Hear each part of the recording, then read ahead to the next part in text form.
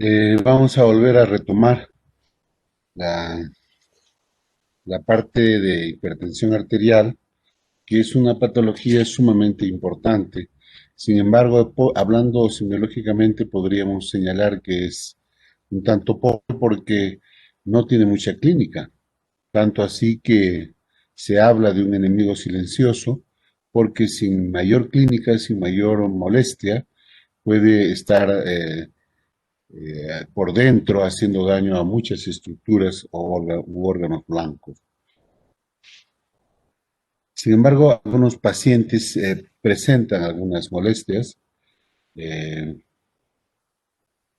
como dolor de cabeza, como mareos, como sensación de calor, pero como ustedes verán, son molestias que pueden ser presentadas por cualquier cosa, ¿no? Un dolor de cabeza no quiere decir que, porque ustedes tienen dolor de cabeza, están con la presión alta, ¿no? Eh, lo que sí, esta patología tiene una serie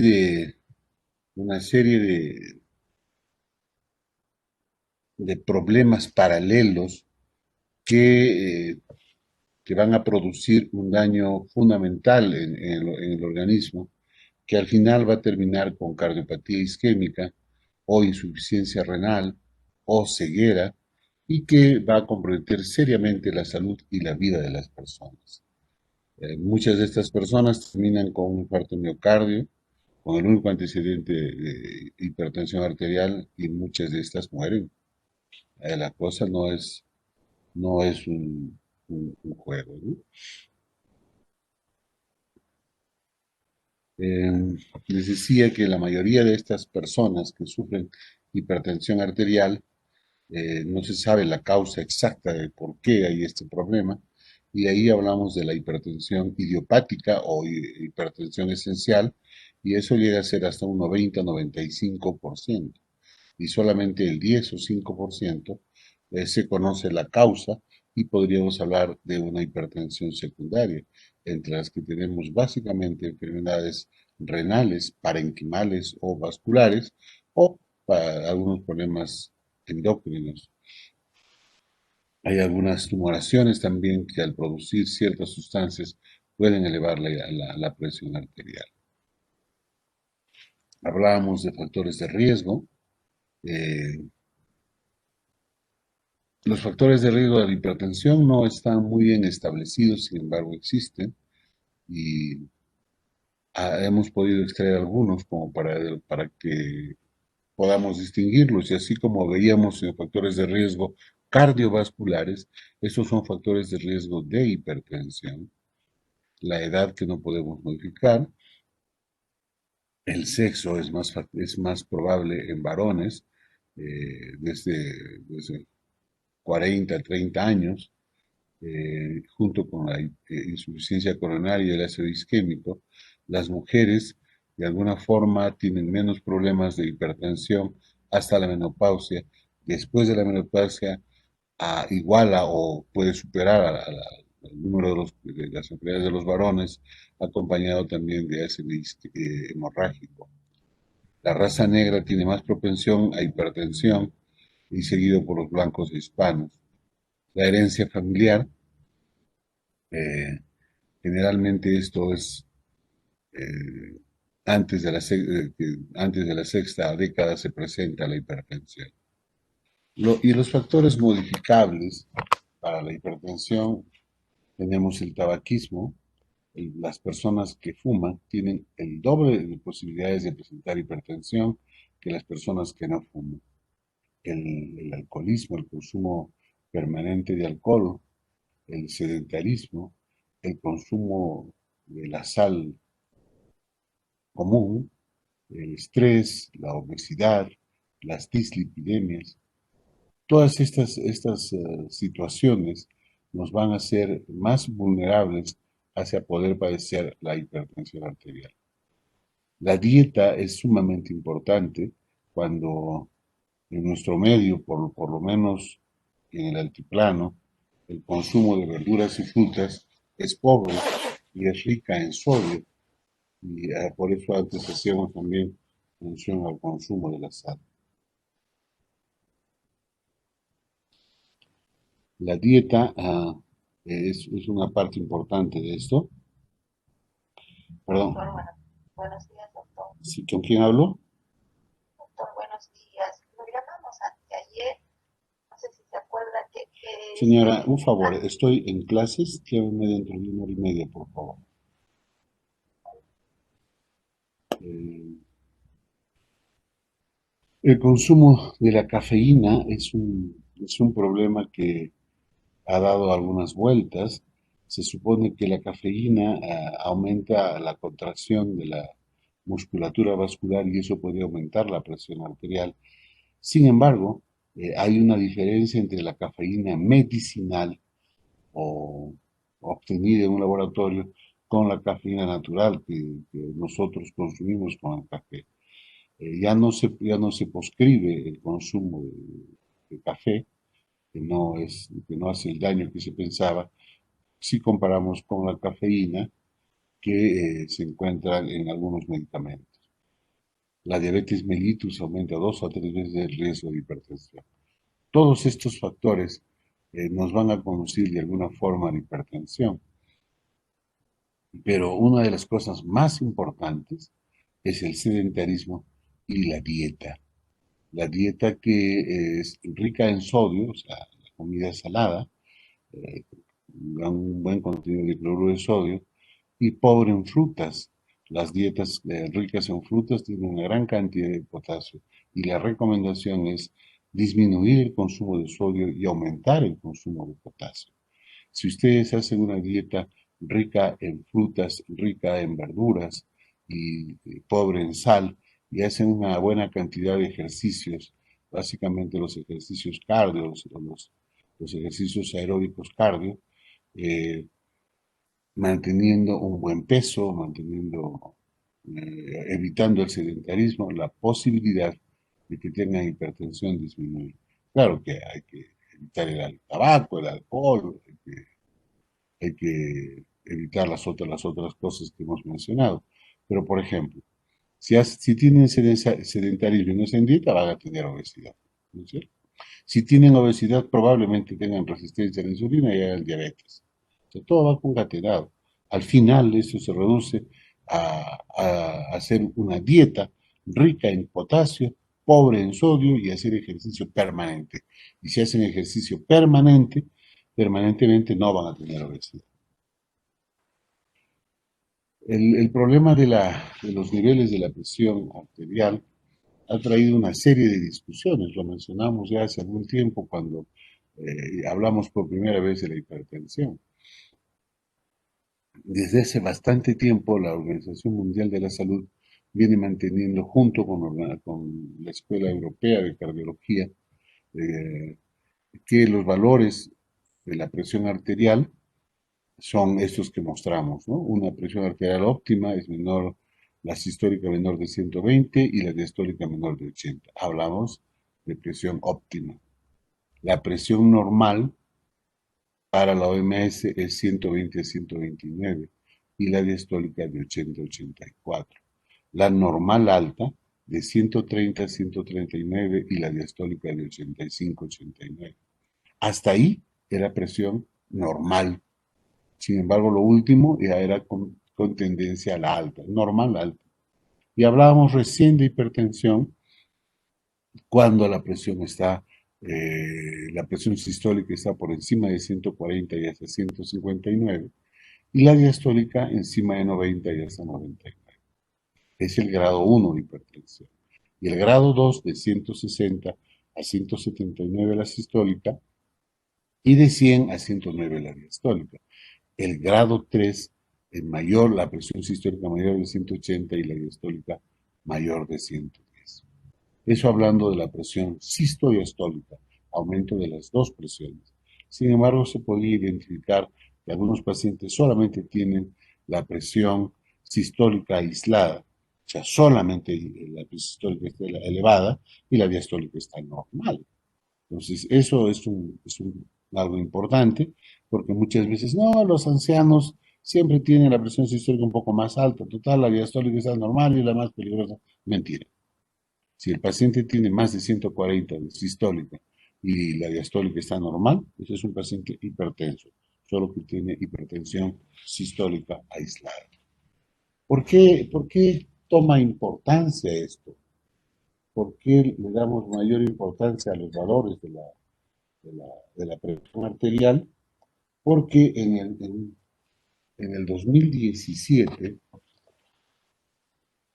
la Asociación Americana de Cardiología presentó una publicación con el respaldo de casi todas las organizaciones que estudian la hipertensión arterial y las enfermedades del corazón, donde ellos proponen una, una clasificación de acuerdo a otros niveles de hipertensión, lo que para la Organización Mundial de la Salud y la Escuela Europea de Cardiología es normal, o sea, de 120 a 129, 80, 84, para los americanos ya entrarían en hipertensión. Para los americanos hablarían que una presión de 130, igual o más de 130, igual o más de 80, ya es hipertensión. Y eso traería pues un tremendo problema porque gran cantidad de gente que ahora es considerada normal pasaría a ser considerada hipertensa, por lo tanto enferma, y debería tomar algunas otras medidas para mejorar esta situación. Sin embargo, en esto de las medidas hay algo que sin querer coinciden tanto la escuela americana como la escuela europea y la Organización Mundial de la Salud, porque cuando hablamos de presión normal alta para, para la OMS o hipertensión para la Academia Americana de Cardiología, la primera medida que se hace debe ser cambio del estilo de vida. Las, las, la conducta en el cambio del estilo de vida con dieta y ejercicios y esas cosas. Y cuando ya no, eso no es suficiente, recién pasamos al manejo con drogas. Drogas para la hipertensión hay cientos, hay miles, hay cualquier cantidad de medicamentos. Pero lo primero que tenemos que hacer cuando tengamos el inicio de este problema es mejorar el estilo de vida. ¿Y a qué se refiere mejorar el estilo de vida? Dejar el alcohol, dejar el tabaco, hacer ejercicio físico, consumir una dieta rica en potasio, pobre en sodio, lo que mencionamos hace un momento. Exactamente eso es lo que hay que hacer. Y si así hacemos eso, lo más probable es que la presión no siga aumentando. Si mantenemos un buen peso, con una buena cantidad de ejercicios, una dieta eh, rica en frutas, pobre en sodio, además para no subir de peso debe ser una dieta balanceada respecto a carbohidratos, proteínas y grasas. Con eso podemos evitar que progrese la enfermedad. Y algunas veces pues, nos vemos obligados a utilizar medicamentos, pero eso ya es otra cosa. Esto les digo, jóvenes, porque es sumamente importante. Ustedes van a encontrar publicaciones donde ya la Asociación Americana de Cardiología, la AJA, la famosa AJA, eh, dice que es presión arterial. Sin embargo, en el 2019, el año pasado, a finales del año, hace 2 años ya, ¿no? Estamos en el 21, a finales del 2019, se presentó una publicación compartida entre la Sociedad Americana de Cardiología, la Escuela Europea de Cardiología, donde se pusieron de acuerdo y donde se mantiene aún estos valores manejados por la Organización Mundial de la Salud, donde se prevalece todavía este tipo de niveles para la clasificación de presión normal e hipertensión. Sin embargo, jóvenes, yo quiero de alguna forma llamar su atención porque esta enfermedad que no da síntomas y que aparentemente ni siquiera los más enterados, los que más conocen, los expertos en este tema no saben cuándo es hipertensión, podríamos restarle importancia, pero no se los recomiendo, porque gran parte de estas personas que empiezan con presión arterial un poquito alta, un poquito que no sabemos si es o no es, y qué sé yo, al final estas personas terminan con ceguera por hipertensión, por insuficiencia renal por hipertensión, con insuficiencia coronaria o cardiopatía isquémica e infarto de miocardio en el corazón. Entonces, no creo que a nadie nos guste estar en esa situación, o nuestros familiares o nuestros pacientes. Por eso hay que prevenir esto. Y la mejor manera es hacer dieta, ejercicios, llevar una vida como Dios manda, sin sustancias nocivas como el alcohol, el tabaco, otro tipo de drogas, etc. Lo que tal vez es sumamente sencillo modificar es el consumo de la sal, pero la mayoría pues estamos acostumbrados a comer no para vivir, sino vivir para comer. Y queremos que la comida sea sabrosa y que tenga una buena cantidad de sal. Y no necesariamente eso es bueno. Entonces, lo primero que tenemos que hacer es modificar el nivel de la sal y hacer una buena cantidad de ejercicios. Eso viene complementado con la dieta DASH, la dieta DASH que propusieron los americanos ya hace más de una década, aún está vigente.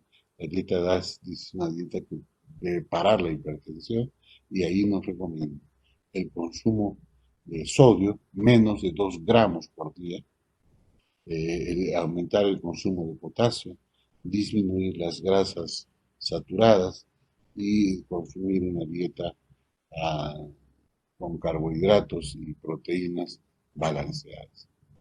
Esto es fundamental. Entonces, jóvenes, eh, les decía que para esta enfermedad no vamos a encontrar pues un síndrome como encontramos en hipertensión o en otras enfermedades como la fiebre reumática, qué sé yo, en parte miocardio, donde existe una serie de síntomas y signos que nos hacen pensar la enfermedad y vamos a buscarla. Aquí no. Aquí la semiología es pobre y la manera de saber si es que tenemos hipertensión o no es tomando la presión arterial. Y para eso debemos saber tomar la presión arterial. Y por eso es que estos pequeños consejos que vamos a dar hoy día son sumamente importantes. En primer lugar, el paciente debe estar sentado. La mayoría de veces uno toma la presión arterial en el paciente echado y eso puede hacer variar la presión arterial. El paciente debe estar sentado y apoyado en el respaldo de la silla. El paciente debe estar tranquilo, con el brazo desnudo, sobre una superficie cómoda. Como se ve ahí en la figura, ahí el mango del tensiómetro está sobre el pliegue del codo, que no debe ser. El manguito del tensiómetro tiene que estar 2 centímetros o más o menos 2 dedos por encima del pliegue del codo, para que no se tome en el pliegue del codo como ese estudiante de enfermería que no lo está haciendo bien. Tiene que ser en el brazo, a nivel del brazo, a nivel más o menos del corazón.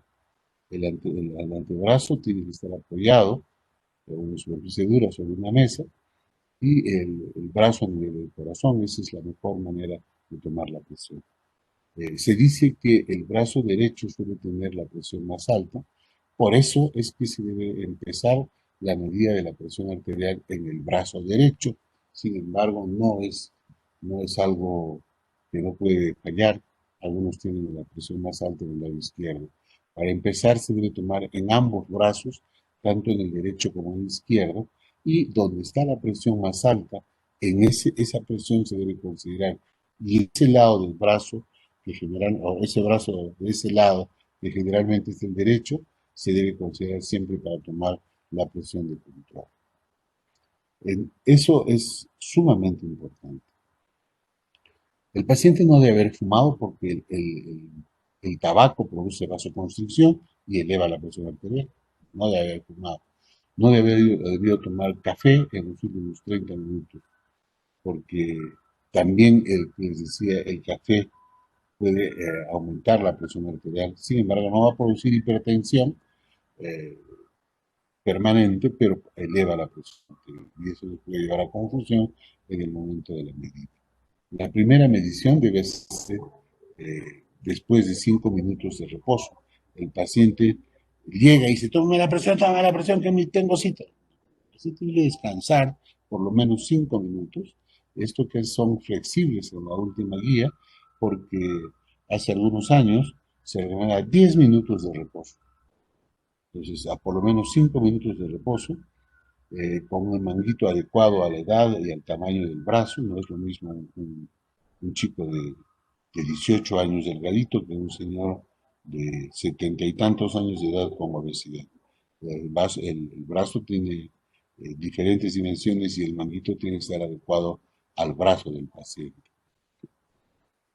Les decía, el manguito hay que poner 2 o 3 centímetros por encima del codo, no como esté tomando ese joven la presión, y se va tomando, mientras se insufla el manguito con el tensiómetro, se va tomando el pulso. Una vez que desaparece el pulso, se insufla 30 milímetros más y ahí se para. Y se empieza a desinflar el manguito. El manguito está conectado a una perilla que se va presionando por aumentar el aire. Una vez que ya conseguimos el nivel que queremos, se abre la perilla, que tiene una llavecita, una rosquita, y se va desinflando lentamente eh, el manguito, más o menos 2 o 3 milímetros por segundo. No hay que hacerlo rápido porque no nos confundimos, no sabemos cuándo están los ruidos y por otro. Lo cierto es que la presión arterial, el primer ruido que nosotros escuchamos, vamos a considerar la presión sistólica. Y eso va a permanecer por un tiempito y luego desaparece. Cuando desaparece el pulso que estamos escuchando con el estetoscopio, es la presión sistólica. No es muy difícil, pero hay que tener algo de práctica.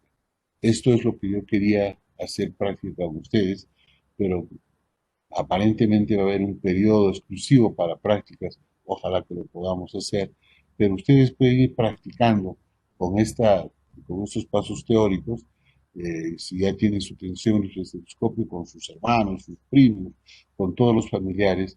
Al principio no van a sentir, al principio se van a confundir, pero poco a poco con la práctica eso es una medida sumamente sencilla. Pero esta medida es sumamente sencilla, puede evitar una gran cantidad de muertes o pacientes semi-inválidos o inválidos. Por eso es fundamental que con solamente este procedimiento tan simple se pueda cambiar la historia de una persona o la salud de un grupo de personas. ¿Ok?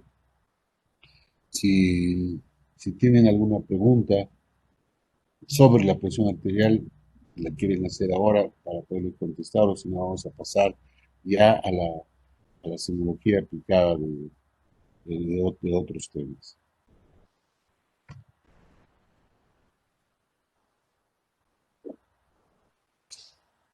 Bueno, Doctor, buenos días. dime niña. Doctor, tengo una consulta acerca de la toma de la presión arterial. Dime. Generalmente las personas en las zonas rurales tienen bastantes ropas, prendas de vestir, y se Sí. hace un poco difícil medir la presión arterial, bueno, ¿no? Con el brazo desnudo como corresponde. Podríamos, no sé, tomar quizá la presión encima de una, quizá Sí, un polo. sí, ¿Es recomendable? sí se puede, pero no es lo recomendable. La idea es convencerlos a los pacientes, hablarles de tal forma que el paciente esté convencido de que esto es un procedimiento importante, que puede salvar su vida, y a obligarlos a que se vayan descubriendo el brazo. Las señoras tienen 3, 4 chompas gruesas que ustedes tratan de subir y no hay dónde pongan el manguito. Y les dije que el manguito debe ir 2 o 3 centímetros sobre el pie del codo. Y las chompas, cuando son varias, no suben. Entonces, la idea es, si está haciendo mucho frío y la señora no quiere, que se quede con una prenda de vestir delgadita, pero las chompas gruesas hay que retirarlas. Y en ese momento de 5 minutos de reposo debe aprovecharse para que la paciente descubra su brazo. Descubre su brazo y se queda todavía unos minutos sin que se le tome la presión. Porque si ustedes les toman la presión inmediatamente después de hacer la fuerza para sacar la chompa, la presión va a estar subida. Entonces le sacan la chompa y después que ya está el brazo desnudo o casi desnudo, debe descansar 5 minutos. Algunas veces nos vemos obligados a tomar la presión con alguna blusita, una cosita delgada, un polo, algo de algodón, pero el estetoscopio no se pone sobre la ropa, se debe poner bajo la ropa. El manguito del tensiómetro lo pueden poner sobre la ropa delgada, no gruesa, y el estetoscopio debajo, y para eso hay que ubicar primero dónde está la arteria la arteria humeral que está generalmente en el borde interno del brazo, si es que ustedes ponen la mano con la palma de la mano mirando hacia arriba. Entonces, buscan la parte interna, ahí buscan con el dedo el pulso, donde encuentran pulso, ahí deben poner el estetoscopio. ¿Ok? ¿Está contestada tu pregunta? Sí, sí, doctor. Muchas gracias. Bueno, chicos, vamos a seguir con la clase. Otra de las patologías que está consideradas para la cirugía en nuestro sílabo es la coartación de aorta. Y la coartación de aorta es una cardiopatía congénita, acianótica, que teóricamente no debería producir cianosis ni otro problema. Pero, ¿qué es la coartación de aorta? La coartación de aorta, si ustedes se dan cuenta en la figura que está dando vueltas, sale la aorta y en esta parte, les voy a mostrar acá, aquí, van a ver un estrechamiento de la aorta. Sale la aorta, el cuello de la aorta y de ahí hay un estrechamiento. Ese estrechamiento de la aorta va a ocasionar una serie de problemas. Por encima de ese estrechamiento, la sangre sale normal, el corazón va por la aorta, entonces va a haber un gran contenido de sangre y por lo tanto un aumento de la presión. Eso va a ser trasladado por los grandes vasos que van a llevar la presión, perdón, que van a llevar la sangre a la cabeza y a los miembros superiores, y eso va a elevar la presión arterial. La presión arterial que ustedes toman en el brazo, un niñito recién nacido, o de meses, o de años, cuando ustedes lo puedan ver, va a tener presión alta. Oye, pero si decíamos que la presión era un problema de las personas mayores, sí, había bajado hasta los 30 años, sí, pero no un niño de 2 años, ¿no? O de un año o de meses. Entonces, por eso se debe tomar la presión en los niños. Y ustedes van a ver muchos profesionales de la salud, enfermeras, médicos. ¿Para qué tomas la presión a los niños? Si los niños no tienen presión alta. Sí, pero si tiene presión alta, ustedes ya tienen el diagnóstico. Ese paciente pediátrico con presión alta, probablemente, lo más probable es que tenga coartación de aorta, que es un estrechamiento de la aorta descendente,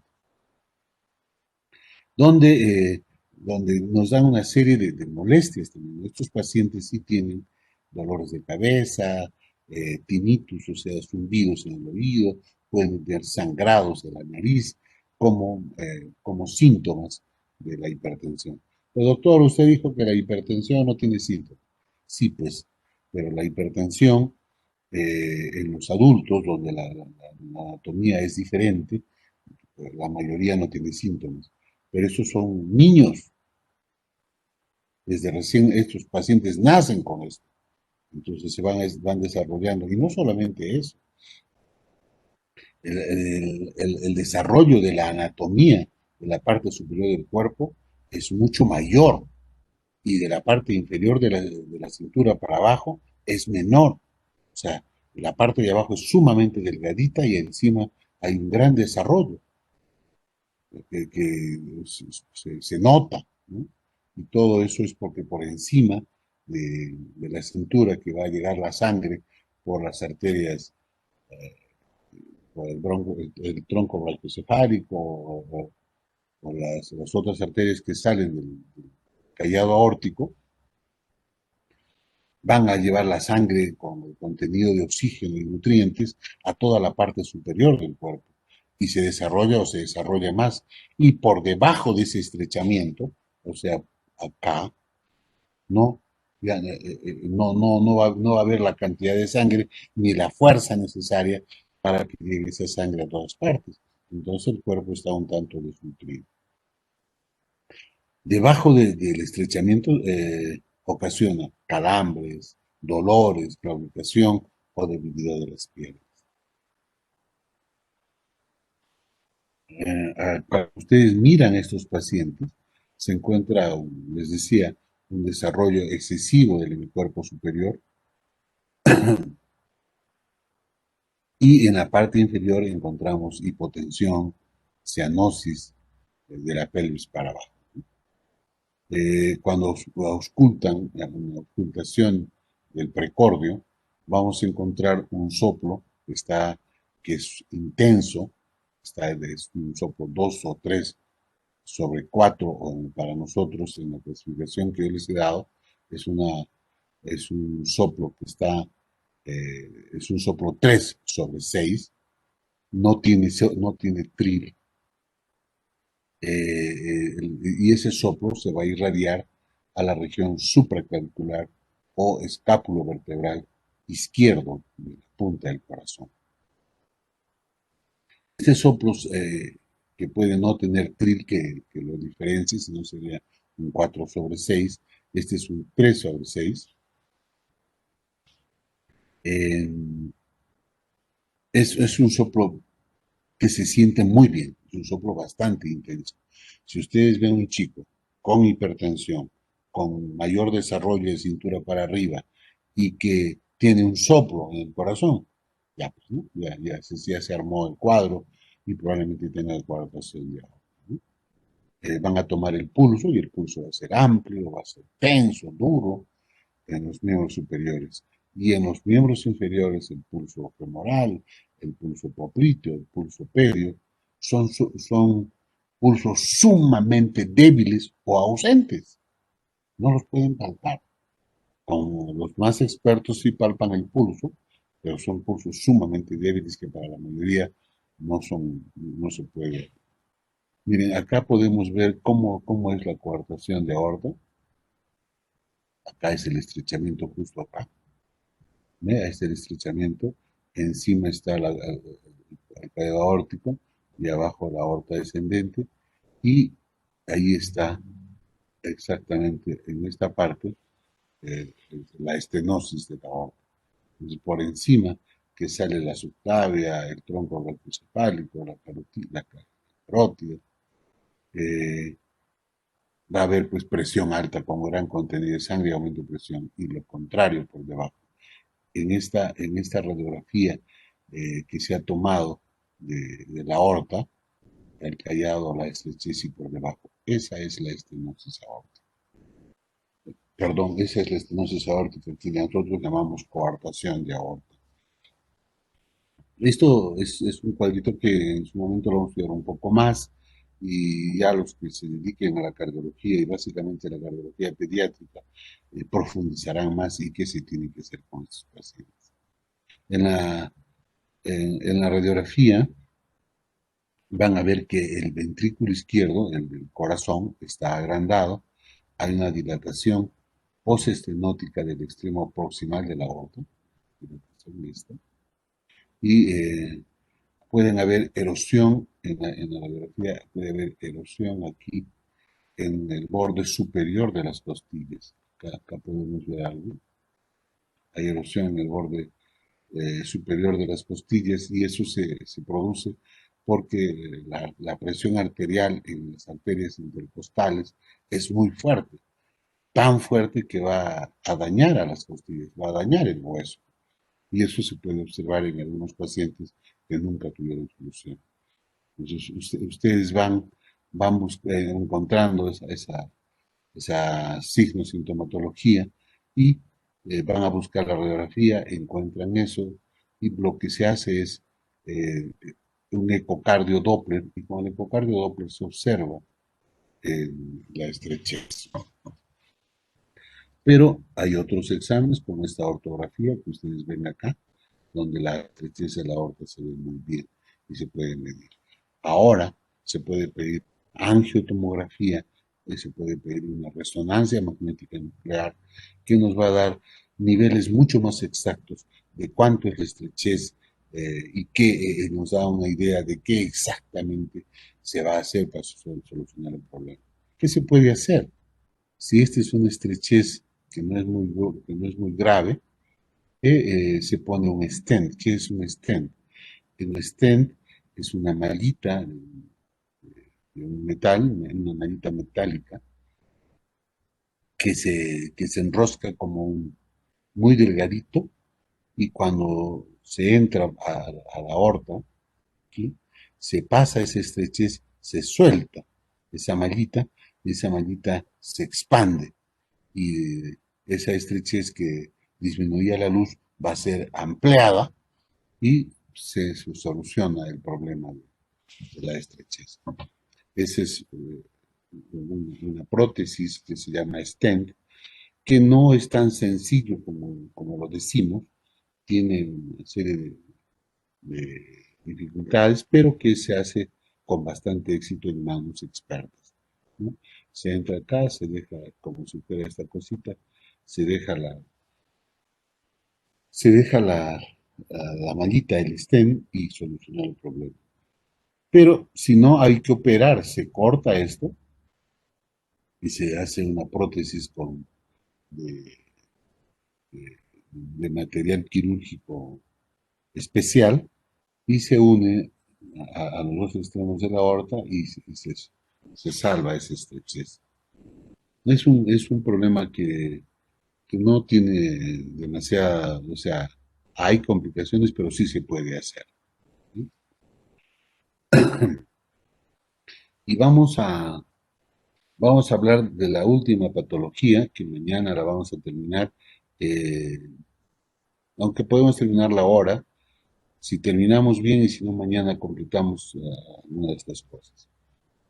Habiendo hablado ya de la coartación de aorta, les decía que el corazón en su formación tiene un septum que separa los dos ventrículos y es el septum interventricular y un septum o una pared que separa las dos aurículas, la aurícula izquierda y la aurícula derecha. Sin embargo, en el feto tenemos aquí una comunicación normal, fisiológica, que cuando se nace se debe cerrar el agujero oval, que en la vida fetal debe dejar pasar la sangre de un lado a otro. Pero cuando se nace esto se tiene que cerrar al contacto con el oxígeno. Pero algunas personas no lo cierran. Al cambio de presión esto permanece abierto y permiten una comunicación entre la aurícula izquierda y la aurícula derecha. En la vida ya de un recién nacido, después del nacimiento, la presión en las cámaras izquierdas, tanto la aurícula como el ventrículo, más en el ventrículo, son mucho mayores que las del lado derecho. Las cavidades derechas son cavidades de capacitancia, son cavidades de depósito que permiten gran llenado de sangre sin mucho aumento de presión. En cambio, las cavidades izquierdas son cavidades de presión.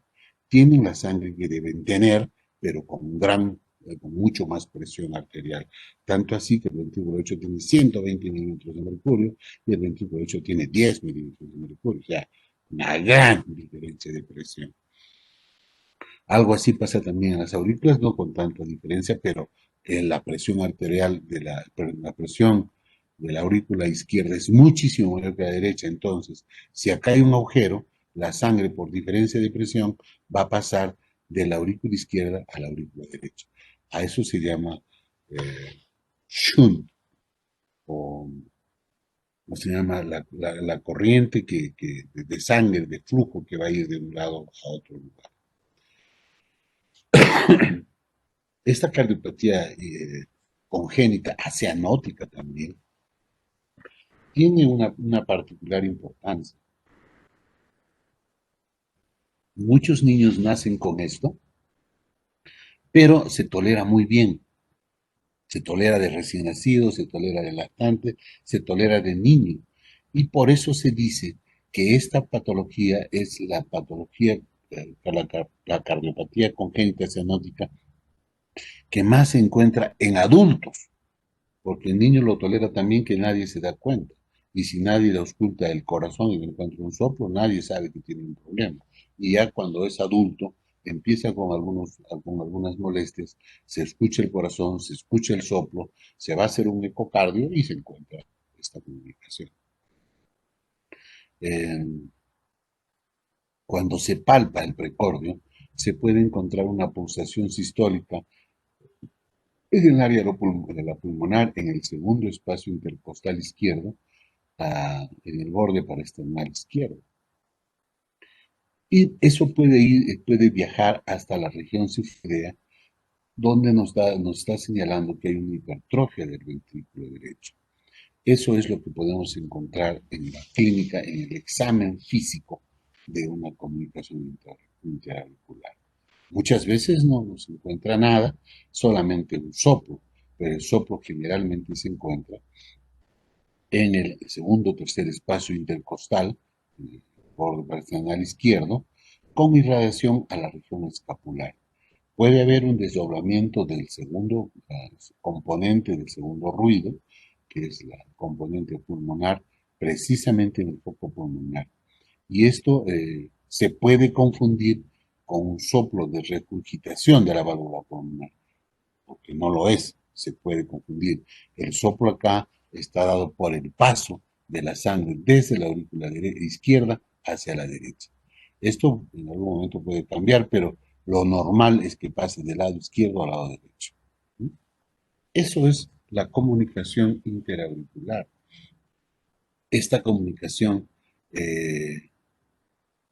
que no se interviene y es descubierto en edad adulta, puede traer otro tipo de complicaciones, como el aumento de la presión en el ventrículo derecho, en la arteria pulmonar, y podríamos hablar de una hipertensión pulmonar.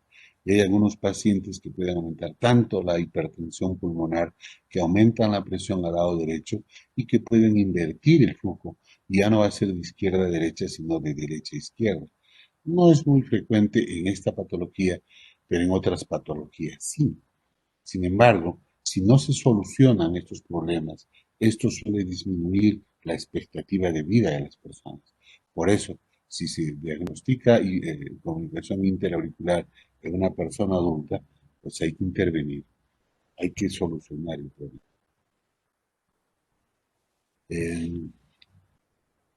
Vamos a ver en la radiografía de estos pacientes una hipertrofia de las cavidades derechas. ¿Sí? Acá la aurícula derecha está aumentada, el ventrículo derecho está aumentado de tamaño. ¿Y cómo es que sabemos que es el ventrículo derecho y no es el ventrículo izquierdo? Porque les decía que aquí primero está la aurícula, la aurícula derecha. Acá hay un crecimiento de la aurícula derecha. Y acá, que podría ser el ventrículo izquierdo, cuando crece el ventrículo derecho no crece hacia el borde de la parrilla costal. Crece, se nota que está crecida, pero la punta está levantada. No está hacia el va a estar redondeada, levantada la punta del corazón. Tanto en algunas patologías de crecimiento del ventrículo derecho se puede ver, les dije, un corazón en sueco. Acá no, pero se ve. Está crecido, pero con la punta levantada. Acá no está pegada. Cuando crece el ventrículo izquierdo se va hasta acá. La punta se va hacia abajo, acá se va hacia arriba. ¿Sí?